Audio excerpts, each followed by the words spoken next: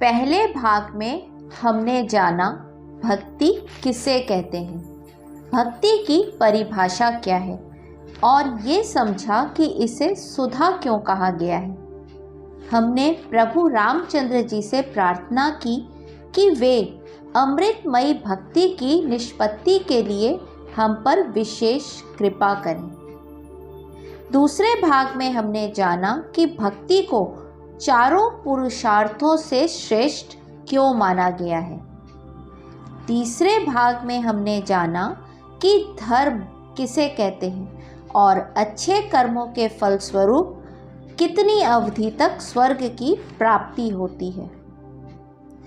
चौथे भाग में हमने जाना कि मोक्ष किसे कहते हैं और भक्ति विलक्षण कैसे है। पांचवें भाग में हमने भक्ति और आसक्ति में क्या अंतर होता है ये समझा।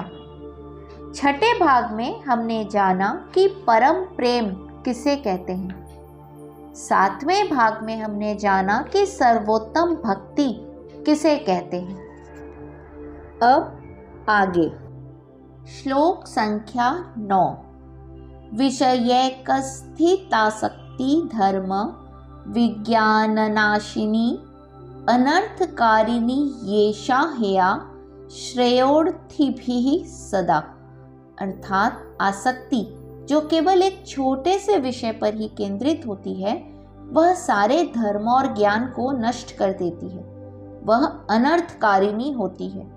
इसलिए जो अपना कल्याण चाहते हैं उन्हें आसक्ति एकदम छोड़ देनी चाहिए। आसक्ति और भक्ति में एक अंतर यह है कि जब किसी व्यक्ति के हृदय में भक्ति का आविर्भाव होता है तो उसकी प्रगति होती है, वह ऊंचा और ऊंचा उठता जाता है।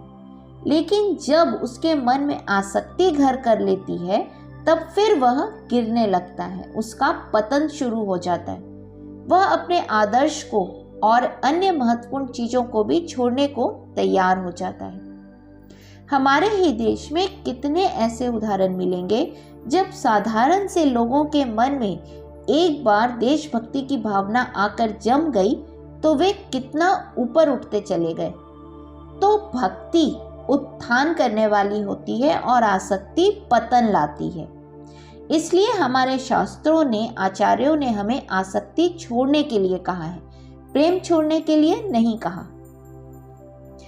प्रायः ऐसा होता है कि या तो हम वस्तुओं के ऊपर आश्रित हो जाते हैं या उनको अपने ऊपर आश्रित कर देते हैं, या फिर दोनों ही एक दूसरे के ऊपर आश्रित हो जाते हैं। ध्यान देने की बात है कि जड़ पदार्थों पर हम आश्रित हो जाते हैं, वे हम पर आश्रित नहीं होते। जैसे हम पैसों के ऊपर आश्रित हैं, पैसा हमारे ऊपर आश्रित नहीं। हमें चाय कॉफी की आदत लग जाती है, उनको हमारी आदत नहीं लगती, और जरा जरा सी चीजों के लिए हम अपने को नीचे गिरा लेते हैं। दूसरा वर्ग है चेतन का। इनमें से हम कुछ को अपने ऊपर पूरी तरह आश्रित कर लेते हैं, जैसे पालतू कुत्ते या अन्य पालतू पशु पक्षी। अब कुत्ते पालना अपने आप में कोई बुरी बात नहीं है, किंतु धीरे धीरे ये बेचारे मूक पशु हम पर इतने आश्रित हो जाते हैं कि यदि हम न हो तो वे अपना खाना पीना भी छोड़ देते हैं। तीसरी कोटि वह है जहां हम परस्पर एक दूसरे के आश्रित हो जाते हैं। अपने बच्चों के प्रति हम बहुत आसक्त हो जाते हैं। हमने ऐसे कई माँ बाप देखे हैं जो अपने बड़े बच्चों यानी 15-16 साल के बच्चों की भी उंगली पकड़कर चलते हैं। उनको आशंका ही रहती है कि बच्चा कहीं गिर न जाए, किसी दुर्घटना का शिकार न हो जाए। क्या इसे प्रेम की संज्ञा दी जा सकती है? महाभारत में तो ज्वलंत प्रमाण है इस प्रकार की आसक्ति का। धृतराष्ट्र दुर्योधन के प्रति इतना आसक्त थे कि उन्हें अपने कर्तव्य के का भी बोध नहीं था, वह पक्षपाती हो गए थे। इस प्रकार की आसक्ति हमारे पतन का कारण है। वह हमको कर्तव्य विमुख बना देती है, लक्ष्य भ्रष्ट कर देती है। कभी हम संतान पर आश्रित हो जाते हैं, कभी वे हम पर। वांछनीय तो यह है, बल्कि आवश्यक है कि प्रत्येक मनुष्य को स्वनिर्भर बनना चाहिए, अपना काम स्वयं करना आना चाहिए। मनुस्मृति में एक सुंदर श्लोक है जिसका आशय यह है कि जितनी परवशता है वह दुख है, जितनी आत्मवशता है वह सुख है। अतः आसक्ति मत रखो, आसक्ति अनर्थ का कारण है। यहाँ प्रेम करने का निषेध नहीं किया गया है, क्योंकि भगवान सबकी आत्मा है, इसलिए सबसे प्रेम करना चाहिए। अब अगले श्लोकों में हम देखेंगे कि भक्ति की विशेषता क्या है। श्लोक संख्या 10। विशिष्टा योग्यतापेक्षा ज्ञान योग क्रियादिषु अधिकारस्तु सर्वेषां भक्ति योगे विना भिदाम। अर्थात ज्ञान, योग और क्रिया इत्यादि जो साधन मार्ग हैं, उनमें प्रवेश करने के लिए एक विशेष योग्यता की जरूरत है, किंतु भक्ति मार्ग के लिए ऐसी किसी विशेष योग्यता की आवश्यकता नहीं है। उसमें सबका अधिकार है, सभी उसमें प्रविष्ट हो सकते हैं। पिछले श्लोकों में हमने देखा कि हमारे 4 पुरुषार्थों से भी भक्ति श्रेष्ठ है। ऐसी मान्यता बड़े बड़े संतों और भक्तों की है। अब हम यहाँ देखेंगे कि भक्ति की वे कौन सी विशेषताएं हैं जिनके कारण वह सर्वश्रेष्ठ मानी गई है। विवेक चूड़ामणि के अनुसार वेदांत के अधिकारी होने के लिए विवेक, वैराग्य, षट संपत्ति और मुमुक्षुता होनी चाहिए। फिर उसका अभ्यास करना चाहिए।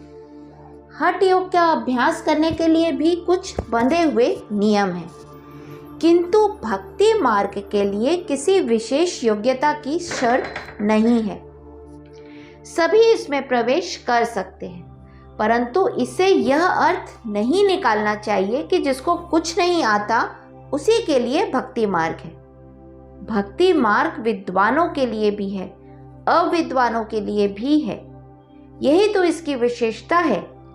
भगवान वेद व्यास, भगवान शंकराचार्य जैसे परम मनीषी, गोस्वामी तुलसीदास जैसे विद्वान, सभी का हृदय तो भक्ति से सराबोर था। सुखदेव जैसे परमहंस संत को ही देखिए, वे भक्ति में आकंठ डूबे हुए थे। भले ही उनका कहना था कि मुझे निर्गुण के अलावा कोई चीज जचती नहीं, किंतु वे यह भी स्वीकार करते थे कि भगवान के गुण मुझे आकर्षित करते हैं। इसी प्रकार संत ज्ञानेश्वर ज्ञान की मूर्ति थे, लेकिन उनका हृदय भी भक्ति से भरा हुआ था। चैतन्य महाप्रभु, जैसा कि आप स्वयं जानते हैं, अपने समय के सबसे बड़े तार्किक थे।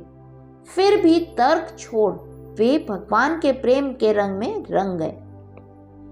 वेदांत के प्रकांड पंडित से लेकर सामान्य मूर्ख तक को भक्ति करने और भक्ति पाने का अधिकार है।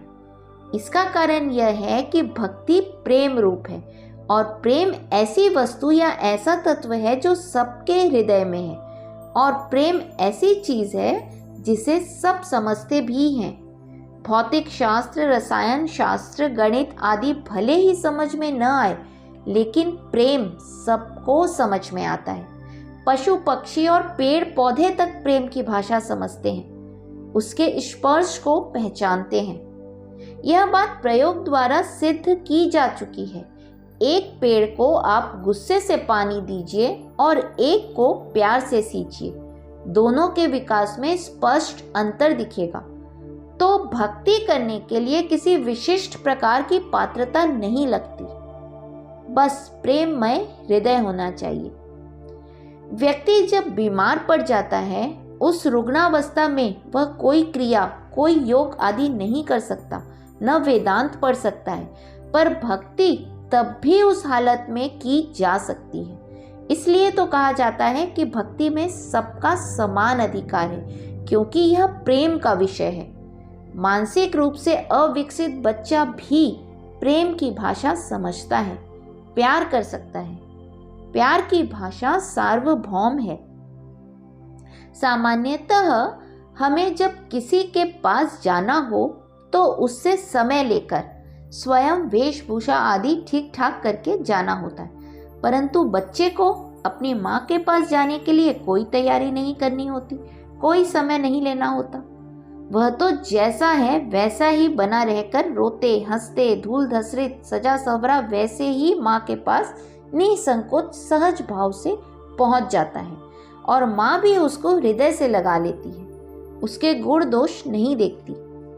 भक्त और भगवान का रिश्ता भी ऐसा ही है। हम जैसे हैं वैसे ही भगवान की शरण में पहुंच जाएं। प्यार में कहाँ कोई औपचारिकता होती है,